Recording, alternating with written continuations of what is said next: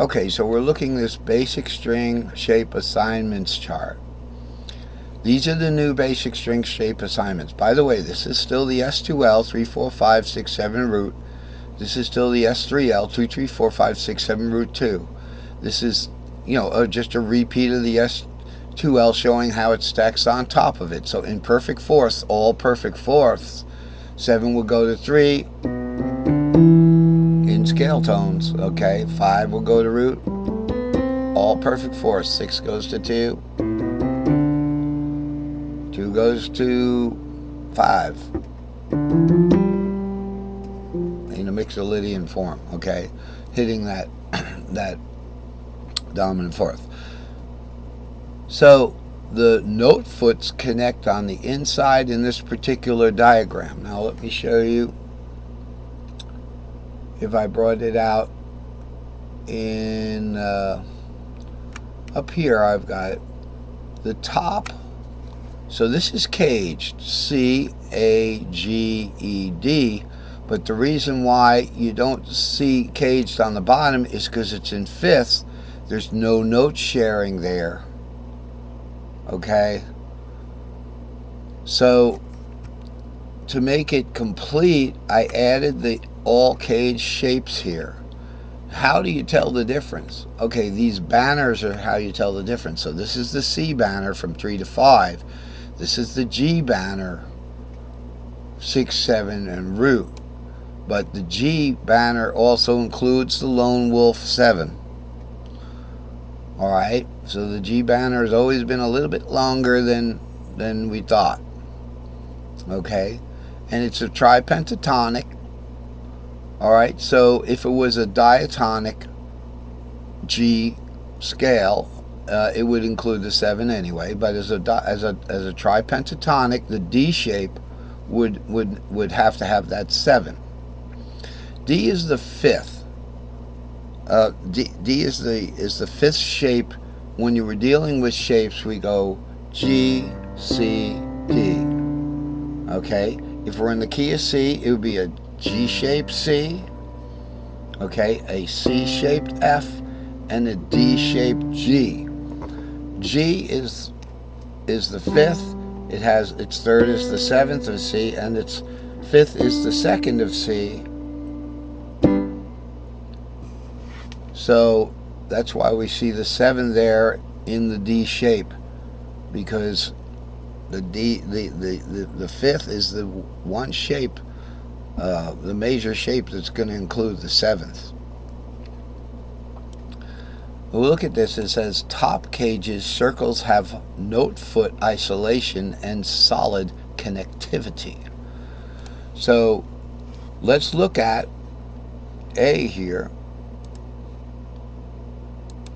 All right, let's look at A, the A box here.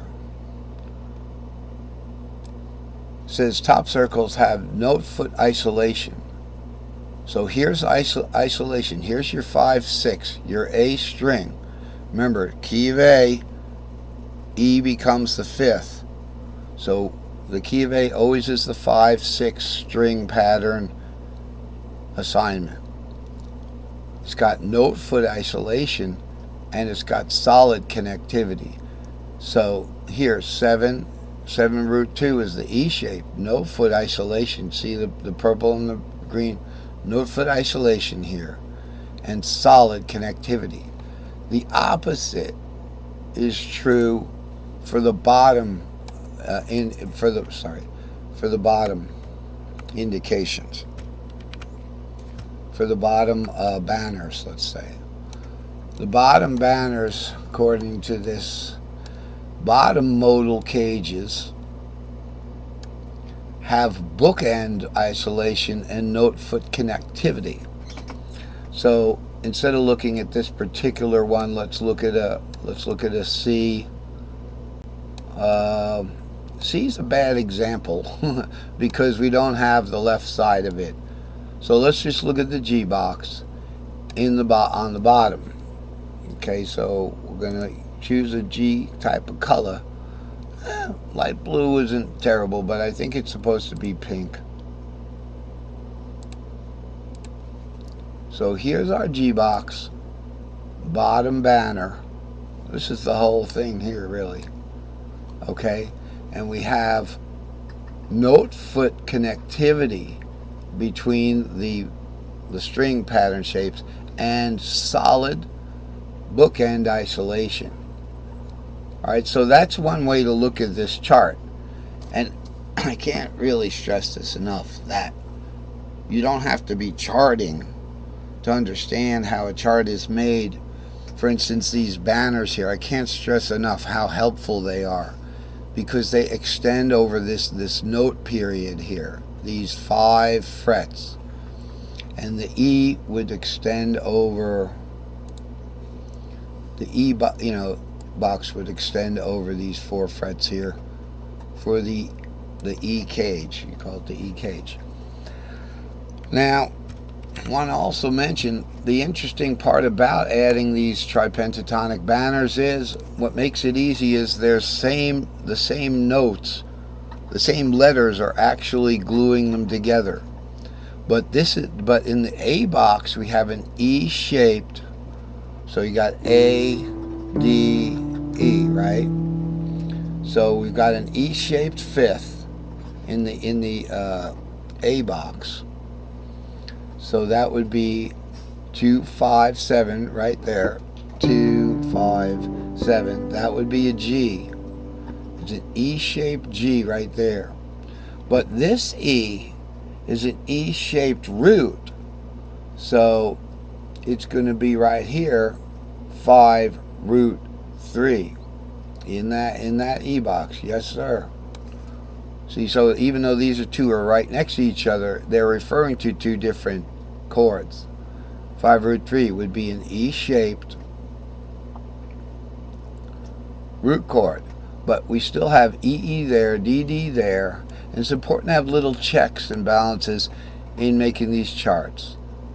GG there, AA there, EE there. So that all matches up, and that's how you put together the boxes, either below or above, wherever they start in fifths. So the 5th of E, A is E, the 5th of E is B, but we augment it once because we have the mystical missing fret.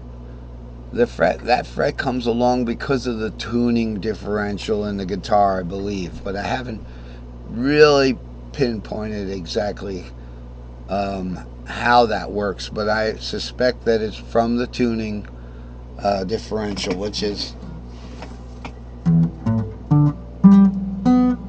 instead of, so you lose that fret there. Now, what was I talking about? Okay, well, I guess I lost the train of thought here. Well enough with these,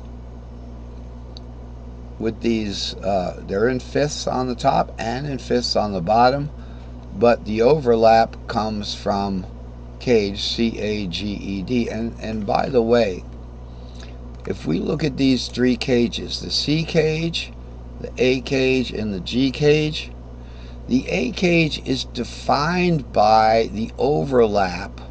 Half of the A cage is the overlap between the A cage and the G cage. The other half of the A cage is the overlap between the C cage and the A cage. So the A cage, or the tripentatonic cage here, they're almost the same thing.